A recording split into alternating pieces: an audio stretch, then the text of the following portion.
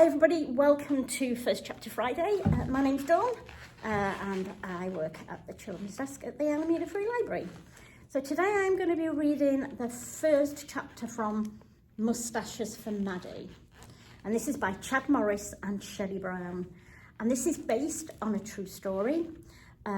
Maddie is their daughter who was diagnosed with a brain tumour when she was 9. And this book is about that experience and from kind of Maddie's point of view.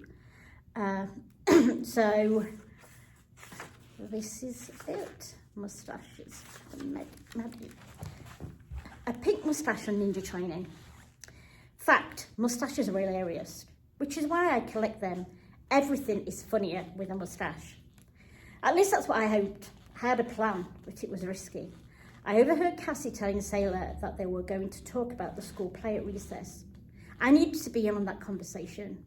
After all, it might start off my amazing career as a comic, or an actress, or a comedic actress. Deep breath. They might think I'm a complete weirdo, or they might think I was hilarious and let me in on all their plans. I reached into my pocket and looked down at my choices. The green one, brown, no, pink, yeah, pink for sure. Before I could change my mind, I had peeled off the thin sheet of paper on the back and slapped the pink strip onto my upper lip. Sailor happened to glance over at me through her red curls as we walked down the school hallway towards the big doors. Maybe my movement caught her attention. She did a double take. This was it. I wiggled my eyebrows for effect, but on the inside, I was holding my breath. Please laugh, please laugh. Sailor's eyes widened and then a giggle escaped. The giggle grew into a full-on laugh, which made her curly hair bounce. I broke out into a celebration dance that started out as a little shaky of happiness and ended in me doing the worm down the hall. Okay, I didn't actually dance. Part of me wanted to, but the rest of me couldn't quite do it in the hall with everyone watching. Maybe if it was just Sailor, but she wasn't the one I was worried about. Plus, the worm is really hard. And I looked back too. She didn't laugh enough to show her braces, but her cheeks bobbed. Then Sailor almost snorted. If she had, maybe I really would have danced. Oh, hilarious, Yasmin said, quickly reaching into her pocket and pulling out her phone. Was she going to take my picture? No one ever had taken a picture of me at school before. Well, not counting class picture.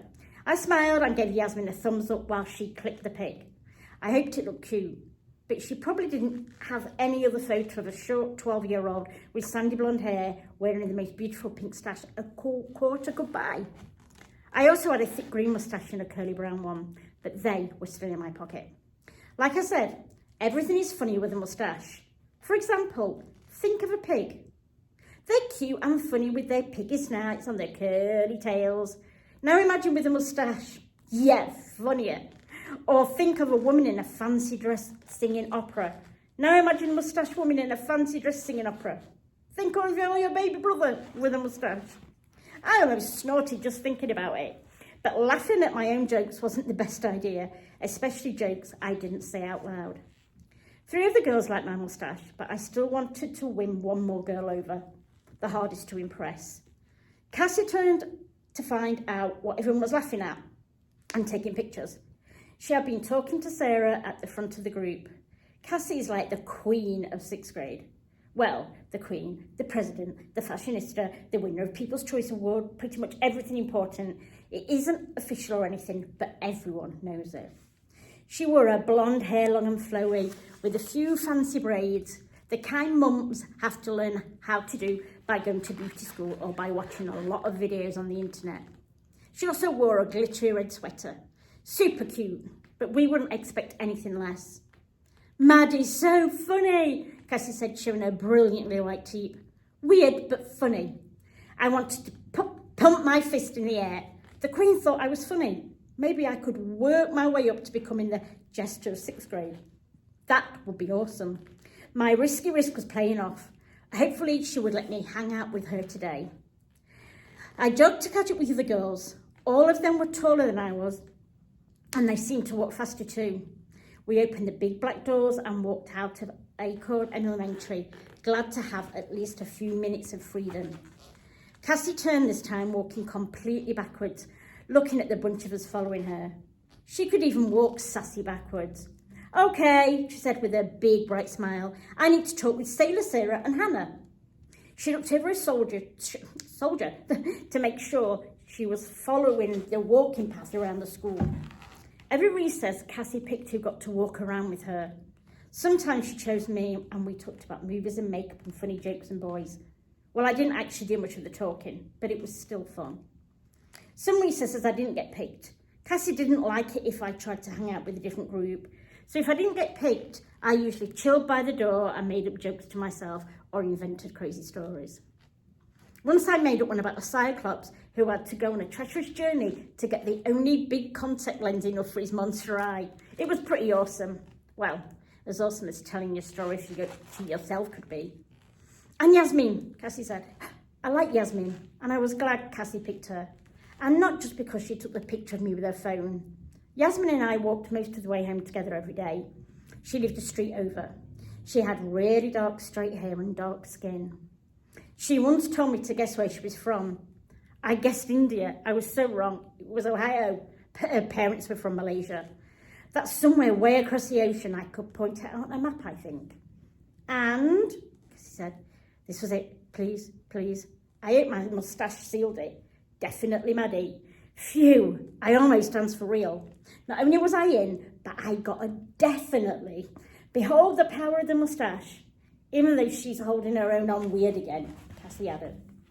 For the love of potatoes, I had forgotten about my arm. I stretched it out quick and hoped my face didn't turn too red. For some reason, my arm liked to rest in a funny position sometimes. Cassie had pointed it out 3 times over the last few days. My fist would tuck in close to my chest and my elbow would stick out behind. It was probably because I was growing. Bodies do weird things when they grow.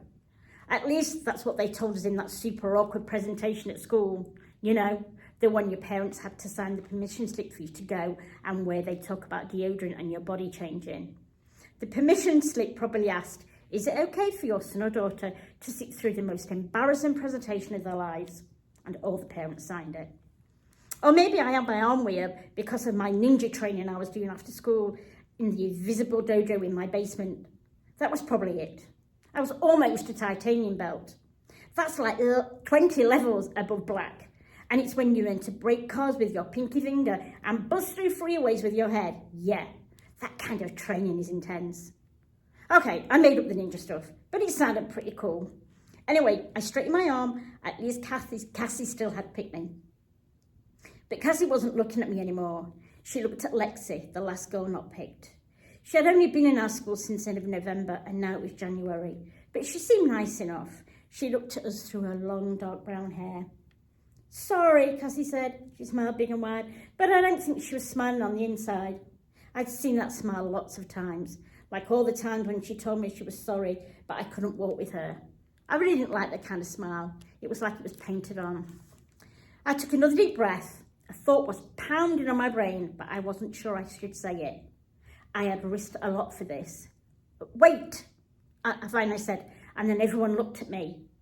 I glanced at Lexi. She was nice and probably hated being alone for recess just as much as I did.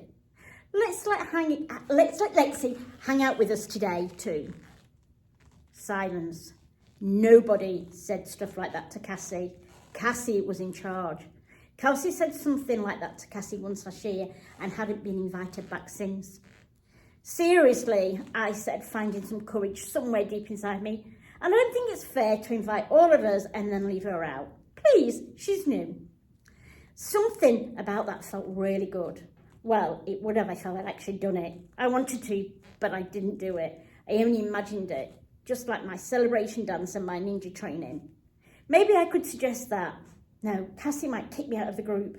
Just because I made everyone laugh with my moustache didn't mean they wouldn't drop me. And then I wouldn't be in the plans of the play. And maybe, just maybe, my comic actress career would be over before it even started. I felt bad for Lexi, but I didn't say anything. I was just glad it wasn't me. And that is the first chapter. So it kind of gives you some clues there. She's talking about not walking very fast, and her arm is doing making some strange movements that she's not used to. And from the very first chapter, you do know that seems to be a lot of bullying going on in this group. So I hope you find it interesting, and I will see you again soon. Bye, guys. Bye.